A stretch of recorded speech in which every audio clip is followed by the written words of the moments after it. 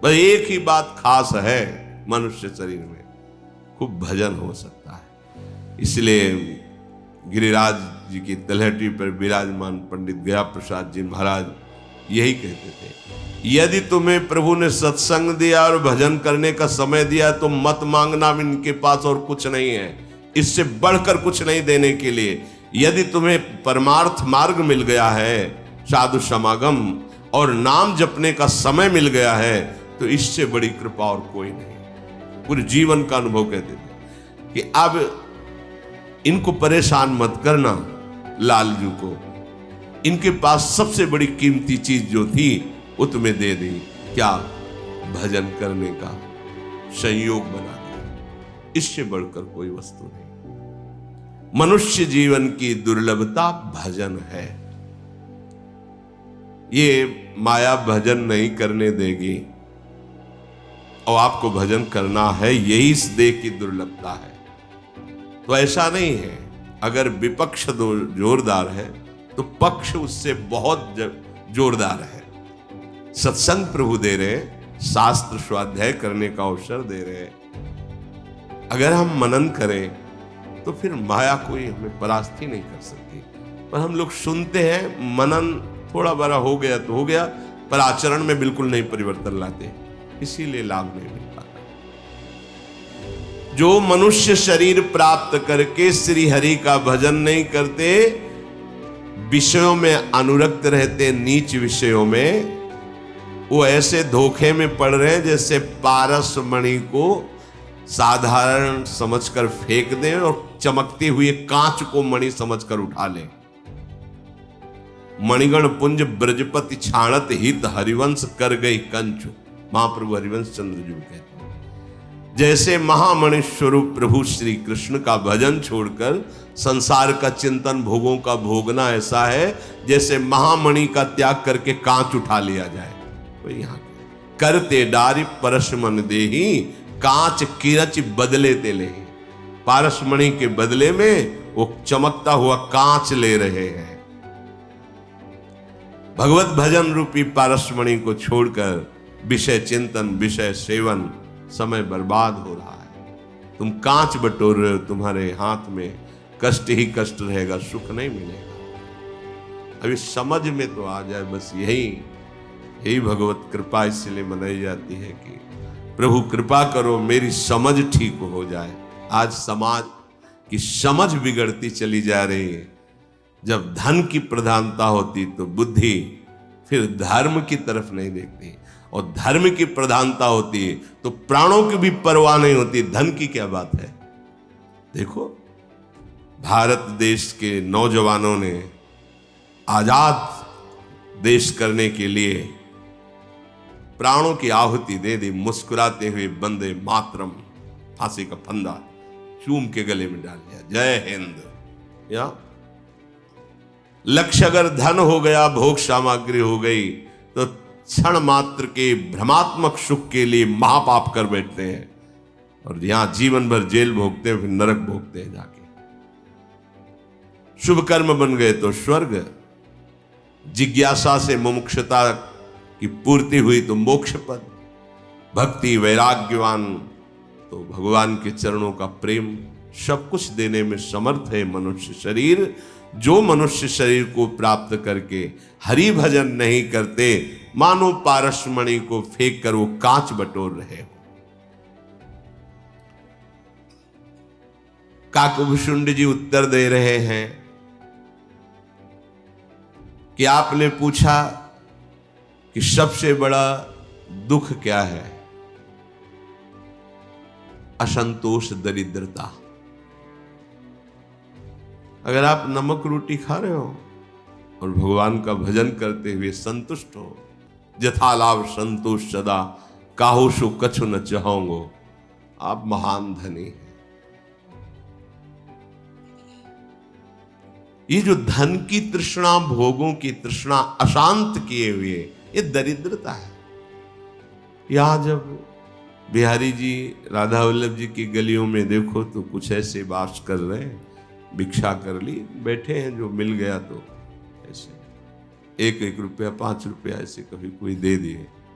जरा आप लौटकर अपने हृदय में देखिए, आप 1 रुपया 5 रुपया से संतुष्ट हो रहे हैं क्या?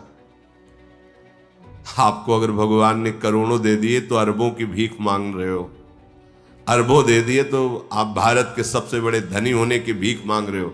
सबसे बड़ा भिखारी कौन? जिसकी जितनी बड़ी मांग हो, आप भिखारी उनको कह रहे हो।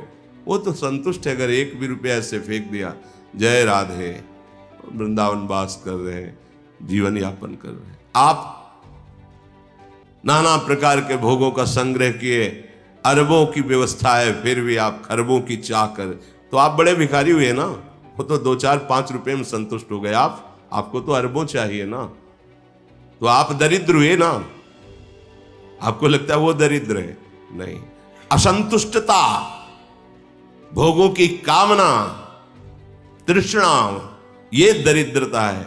दरिद्र लोक भाषा में से अच्छे कपड़े नहीं, भोजन नहीं, बोले दरिद्र है। वो भगवान का भजन करके यथा लाभ संतोष सदा काहू सो कछु न, उससे बड़ा कोई धनी नहीं है। आपको धन की प्रधानता है, इसलिए आप दरिद्र हैं। एक बार राजा मानसिंह श्रीनाथ जी के दर्शन करने आए। गिरिराज्य में विराजमान थे श्रीनाथ जी। वहीं तलहटी के पास में रहने वाले श्री कुंभनदास जी महाराज श्री लालजू को पद सुना रहे थे। राजा मानसिंह ने देखा अमृतमयी वाणी, क्योंकि जो वाणी भगवान नाम भगवत गुण से संबंधित हो जाती है उसमें आकर्षण पैदा हो जाता है, भगवत वाणी हो जाती है। लुट गए। उनके मन में आया क्या दे दूं इनको, कैसे सुख पहुंचाऊं। ये आकर्षण होता है, भक्ति का आकर्षण, भगवत भाव का आकर्षण। अगर थोड़ा भी भक्त हृदय है, वो भक्त हृदय ही थे तभी तो दर्शन करने आए थे। तो अगर किसी को आप भजन करते देखेंगे, भगवत भाव में देखेंगे, तो आपको लगेगा क्या करूं इनको, कैसे रिझा लूं, कैसे सुख पहुंचाऊं, ऐसा भाव होने लगता है। मंदिर में वहां ठाकुर जी के सामने बात करने का साहस नहीं, वो पद गा करके थे और घर चले गए। विचार किया कि इनकी मुझे सेवा करनी चाहिए। पता लगा इनका नाम कुंभन दास जी है, बड़े ही अनुरक्त भगवान के भक्त हैं और गृहस्थ हैं, पत्नी पुत्र आदि भी है। तो हालत तुम मंदिर में ही देख ली थी, कई जगह से फटा कपड़ा सिले हुए ऐसे तन ढके, समझ गए बढ़िया सेवा का अवसर है। ये जाके बैठे ही थे कि ठाकुर जी आ गए। पद सुना गए थे, घर में बैठे, ठाकुर जी आ गए और गोद में बैठ गए श्रीनाथ जी। विग्रह रूप से नहीं, चैतन्य घन सच्चिदानंद। और बोले सुनो, मैं एक बात कहने आया हूं।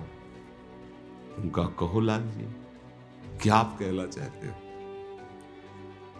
मान जाओगे मेरी बात? बोले हाँ मान जाए। तिलक मान सिंह आ गए। देखा राजा, प्रभु अंतर ध्यान हो गए। पहला क्षोभ हुआ कि कुछ कहना चाहते थे लालजू, और राजा आ गया इसलिए प्रभु अंतर ध्यान।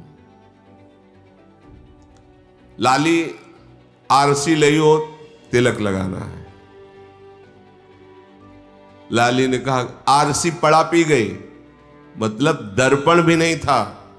तिलक रचना करने के लिए पानी में एक कुंड में, वो मिट्टी के पात्र में, वो पानी में ऐसे देखकर तिलक लगाते थे। पानी पड़ा पी गया। मान समझ गए बहुत ही स्थिति गरीब अवस्था की है कि दर्पण भी नहीं है। गए, प्रणाम किया और मुझे राजा मान सिंह कहते हैं, मैं आपकी हाथ जोड़कर प्रार्थना करता हूं, सेवा करने का मन है, आप आदेश कीजिए, मैं आपकी क्या सेवा करूं? हाँ कुछ नहीं, हमें कुछ चाहिए ही नहीं तो क्या सेवा, बहुत ब्रजवासी जन है, आप राजा हो, सेवा करो। हमें तो कुछ नहीं चाहिए, हमारे तो लालजू महाराज ही। नहीं वो तो है, पर हमारी इच्छा है ना, हमें कोई सेवा नहीं चाहिए। पहले तो हम एक स्वर्ण का दर्पण मंगाते हैं आपको, जिससे आप तिलक। नहीं नहीं नहीं, ये तो मंदिर में दे दो जाके श्रीनाथ जी के। फिर हम बहुत बीघे जमीन आपके नाम करवा देते हैं। नहीं नहीं, ये तो आप किसी ऐसे सेवक को दीजिए जो सेवा में तत्पर हो। ऐसा हमसे तो बनती नहीं ऐसी कोई समाज सेवा। हमारे पास जो कुछ ठाकुर जी ने दिया है महाराज, आप इतनी तो कृपा करें कि यहां जितनी दुकानें हैं सब में हमारा आदेश हो जाएगा, हर महीने हर दुकान का पेमेंट होगा, आपके लिए हर सामान फ्री, जो चाहे आप। नहीं नहीं नहीं, हमें श्रीनाथ जी का भोग लाया।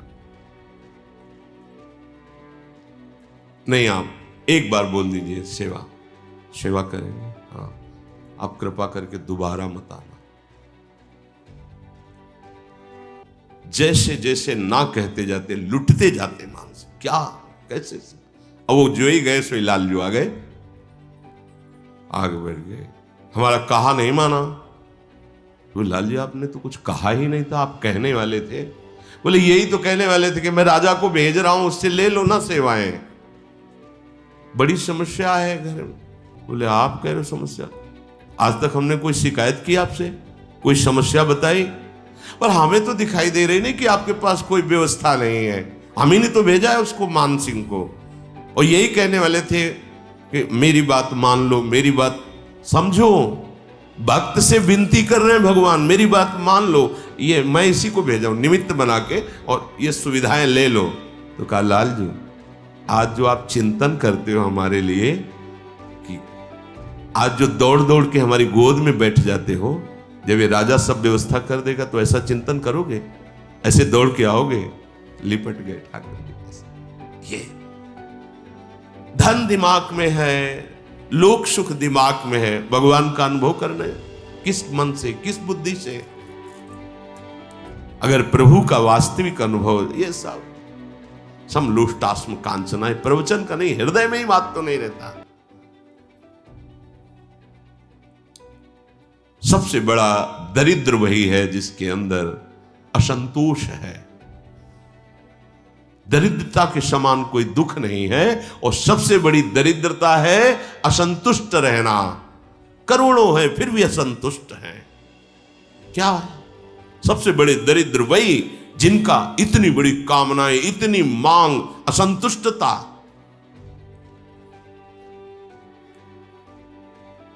सबसे बड़ा सुख क्या है? क्या बताया सबसे बड़ा सुख? बोले संत मिलन सम सुख जग नाहीं। अगर भगवान का प्रेमी महाभागवत का दर्शन हो गया, संभाषण हो गया, इससे बड़ा जगत में कोई सुख नहीं। तात स्वर्ग अपवर्ग सुख, धरी तुला एक अंग, तूल न ताहे सकल मिली, जो सुख लव सत्संग। अगर क्षण मात्र के लिए संत संग मिल गया, उसके सामने मनुष्य लोक का सुख, स्वर्ग लोक का सुख, मोक्ष सुख भी हल्का हो गया। तात स्वर्ग अपवर्ग सुख, धरी तुला एक अंग। एक पलड़े में ये मर्त सुख, स्वर्ग सुख, मोक्ष सुख, और एक तरफ क्षण मात्र का भगवत प्रेमी महात्मा का संग। ये बराबरी नहीं कर सकते। ये सुख सबसे बड़ा सुख भगवत प्रेमी महात्मा का। महत्संगस्तु दुर्लभ हो। मनुष्य देह मिलकर यदि संत संग मिल गया, सबसे बड़ा सुख है। क्या आप मानते हैं अपने भाग्य में ऐसा? हृदय में सोचते कि अहो भाग्य हमारे, हमें संत समागम मिलता? नहीं। काकभूषुंड जी कहते हैं असंतुष्टता के समान दरिद्रता कोई नहीं, दरिद्रता के समान कोई बड़ा दुख नहीं। अब वो नाम नहीं कहेंगे। जब हितधाम में छोटी कुटिया में थे तो एक बड़े कहे जाने वाले थे, वास्तविक थे। जब आए तो बड़ा आनंद हुआ कि इनके साथ भगवत चर्चा होगी। जो मेरे बाबा, मेरो बाबा, हृदय से तो उसमें बात कहूं, बहुत कर्जा है बाबा, कुछ कर ऐसा जिससे कर्जा दूर हो जाए। मैं मरूं तो कर्जा करके ना मरूं, बहुत कर्जा है। एक बार भी श्याम नहीं, एक बार भी श्यामा नहीं। आधा घंटा तक कई लोग उनके साथ गार्ड सब मन में विचार किया कि दूर से क्या लगता है कि कितने सुखी है, गाड़ी सब व्यवस्था है सब कितने, लेकिन हृदय कितना जल। एक बार भी नहीं कहा कि बाबा मेरा अंतिम संभल जाए, अंतिम समय ये जुगल जोड़ी श्यामा श्याम मुस्कुराते हुए आए, ऐसी कृपा कर बाबा कि अंतिम श्वास राधा कह के निकले। एक शब्द तब लगा नहीं नहीं, बड़ी भूल है। सामने से पद को स्वीकार करना, सम्मान स्वीकार करना, धन को सर्वस्व मान लेना बड़ी भूल है, बड़ी भूल है। अगर इस भूल को नहीं मिटाया तो मन पछताई है, अवसर भी नहीं। संत मिलन के समान सुख नहीं, सबसे बड़ा सुख भगवत प्रेमी महात्मा का मिलन। और हे पक्षीराज, परोपकार बचन मन काया, संत सहज स्वभाव खगराया। कैसे हम जाने कि संत हैं? तो बोले निष्काम भाव से, कोई कामना लगा के नहीं। देखो, दो कहने में लगते हैं, तुम तुम्हार सेवक असुरारी, ये स्वार्थ रहित जग जुग उपकारी, ये दो स्वार्थ रहित है, प्रभु और प्रभु के प्रेमी भक्तजन। अगर इस दो जगह भी धन के बल से पहुंचा जाए तो या तो वो जगह ही नहीं है, वो ठौर ही नहीं है जिसके लिए कहा जा रहा है, छलावा है, हम पहुंच ही नहीं पाए उस ठौर पर। और अगर धन दे के ही ऐसा होता तो खरीद लिया जाता भगवान को भी और भक्त को भी। लेकिन दोनों बिकने वाले नहीं हैं, ये प्रेम में बिकने वाले हैं, प्रेम में बिकने वाले। एक बार आचार्य चरण श्री बंचंद्र जो महाप्रभु किसी लोक में गरीब कहे जाने वाले भक्त की प्रार्थना पर उसके घर गए हुए थे। जैसे द्वारिका से मिथिलापुरी द्वारिकाधीश भगवान श्री कृष्ण आए थे, राजा बहुलाश्व भी भक्त थे पर अकिंचन श्रुतदेव भी भक्त थे।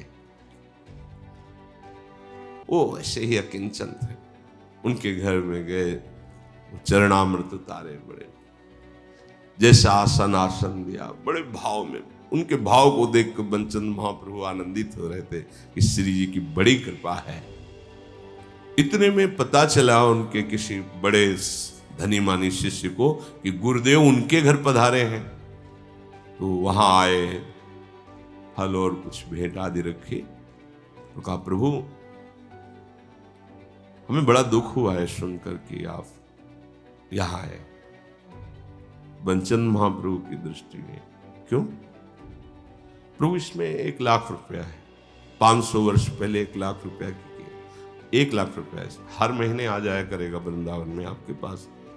हमारे गुरुदेव होकर ऐसे घरों में जाना, अच्छा मतलब तुम ये समझते हो कि हम इनके घर आए हैं, पैसे के लिए आए हैं और ये गरीब है इसलिए तुम्हारी बेइज्जती हो रही कि तुम्हारे गुरुदेव इनके घर आए, उठा पैसे और फल, जा मैं तेरा त्याग करता हूं, आज से हमारा आपका कोई संबंध नहीं। क्या तू समझता है प्रेम का कोई अस्तित्व नहीं, धन का अस्तित्व है, उठाए अपना रुपया और फल। इनको तपस्या का भी आम था, प्रभु उनकी कुटिया में नहीं गए, माता सबरी के समीप बैठकर उनके बेर पाए। जिस पलंग पर महालक्ष्मी रुक्मिणी जी सेवा करते हुए द्वारिकाधीश को दी जाती है, उसी पलंग पर अकिंचन महाप्रेमी सुदामा जी को भगवान ने बैठा और उनके तंदुल जो कांख में दबे हुए फटी वस्त्र की पोटली में छीन करके और बखान बखान के पा रहे हैं, जहां 56 भोग भी नहीं देखते, वहां पर उन तंदुल हमारे प्रभु का और प्रभु के जनों का ठीक वैसा ही स्वभाव है। क्योंकि अगर यहां भी स्वार्थ का खेल हो भक्त और भगवान में, तो फिर धनी लोग भगवान को प्राप्त कर पाए? ऐसे लोग तो प्राप्त ही नहीं कर पाएंगे। पर आज तक कहीं ऐसा नहीं पाया गया यही दरबार दीन को आदर, जीत सदा चले। अहम शून्य हृदय को गले लगाया जाता है, किसी भी तरह का अहम नहीं।